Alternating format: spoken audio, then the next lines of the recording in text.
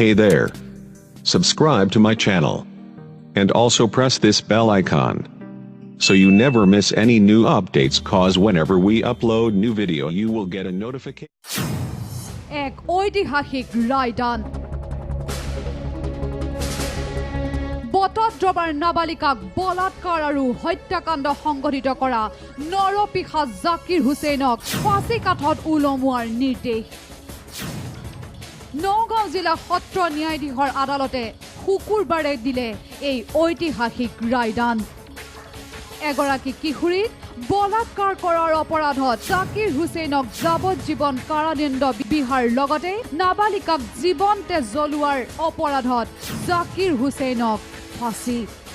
যোনটো বটদ্ৰবাৰ যোনটো ইনচিডেণ্ট হৈছিল যোনটো কেছ হৈছিল সেই কেছৰ আজি মানে ফাইনেল ৰায়দান দিয়া হ'ল ইয়াত যোনজন প্ৰাইম একিউজ আছিল জাকিৰ হুছেইন তেওঁক আজি মৃত্যুদণ্ডৰে দণ্ডিত কৰা হৈছে যোনটো পক্সো এক্ট আছিল ছেকশ্যন 6 এগ্ৰিভেটেড যোনটো পিনেট্ৰেটিভ ছেক্সুৱেল এছল্ট বুলি কয় সেইটোত তেওঁক লাইফ ইমপ্ৰিজনমেণ্ট দিয়া হৈছে আৰু লগতে 10 বছৰৰ জেল দিয়া হৈছে আৰু লগতে জৰিমনা দিয়া হৈছে এইটো 10,000 টকা যোৱা 23 মাৰ্চত বটদ্ৰবাত সংঘটিত হৈছিল এই নাৰকীয় কাণ্ড দুজন কিশোৰৰ সহযোগত এই জঘন্য কাণ্ড সংঘটিত কৰিছিল নৰপিশা জাকিৰ হুছেইনে ইতিমধ্যে এই জঘন্য কাণ্ডৰে জড়িত দুই কিশোৰক যোৰহাটৰ সংশোধনী গৃহলৈ 3 বছৰৰ বাবে প্ৰেৰণ কৰিছে জুভেনাইল জাষ্টিচ বোৰ্ডে কেছটো পুলিচৰ ইনভেষ্টিগেশ্যন খুব ধুনীয়া ইনভেষ্টিগেশ্যন কৰিলে তেওঁলোকে প্ৰায় 35 দিনৰ ভিতৰতে তেওঁলোকে চাৰ্জশ্বিট দিব পাৰিলে আৰু তেওঁলোকৰ যোনটো ইনভেষ্টিগেশ্যন সেই ইনভেষ্টিগেশ্যনে আমাক বহুত সহায় কৰিলে প্ৰচিকিউশ্যনত আৰু এই সহায় কৰাৰ কাৰণে আমিও আমাৰ ট্ৰায়েল ষ্টাৰ্ট হৈছিল আপোনাৰ 14 মে'ৰ পৰা হৈছিল আৰু আমি 28 জুনতে সম্পূৰ্ণ কৰিছিলোঁ আৰু আজিলৈকে প্ৰায় 114 দিনৰ ভিতৰত আমাৰ গোটেই ট্ৰায়েলটো কমপ্লিট কৰিছে আৰু ইপিনে আজি জাকিৰ হুছেইনক আদালতত হাজিৰ কৰাৰ সময়ত আদালতৰ বাহিৰত দেখা গৈছিল এই দৃশ্য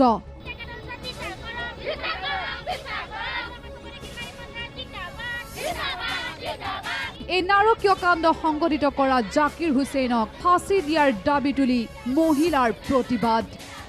উল্লেখযোগ্য যে 114 দিনৰ ভিতৰতে ৰাজ্য কঁপাই যোৱা বটদ্ৰবাৰ এই জঘন্য কাণ্ডৰ সমগ্ৰ বিচাৰ প্ৰক্ৰিয়া সম্পন্ন কৰা হৈছে নগাঁও জিলা সত্ৰ ন্যায়াধীশ আদালতৰ এই ৰায়দানত সন্তুষ্টি প্ৰকাশ কৰিছে সাধাৰণ জনতাই যেটো হি কাম কৰিছে তাক আগতে ভৰিটো জ্বলাব লাগে তাৰ চকুৰ আগত জ্বলিলে কেনেকৈ লাগে তাৰ পিছত তাক ফাঁচি দিব লাগে যি জঘন্য এটা লজ্জাৰ কাম কৰিছে যাতে জাকিৰ হুছেইনক ফাঁচি দিয়াৰ পিছত যাতে এই ঘটনাটো দ্বিতীয়বাৰ নহয় 18 চনত এই ঘটনাটো যিধৰণে ব্যাপকভাৱে বৃদ্ধি পাইছে এই ঘটনা বৃদ্ধি পোৱা ঘটনাক প্ৰত্যাহ্বান হিচাপে আৰু প্ৰতিৰোধ কৰাৰ ক্ষেত্ৰত আৰু যি আমাৰ নাগৰিক সমাজ সামাজিক সংগঠন মহিলা সংগঠনৰ যিবিলাক ধাৰাবাহিক আৰু সংগঠিত সংগ্ৰামৰ ই এক বিজয়ৰ ফল কেমেৰা পাৰ্চন গুণিনৰ সৈতে নগাঁৱৰ পৰা মানৱজ্যোতি বৰা নিউজ লাইভ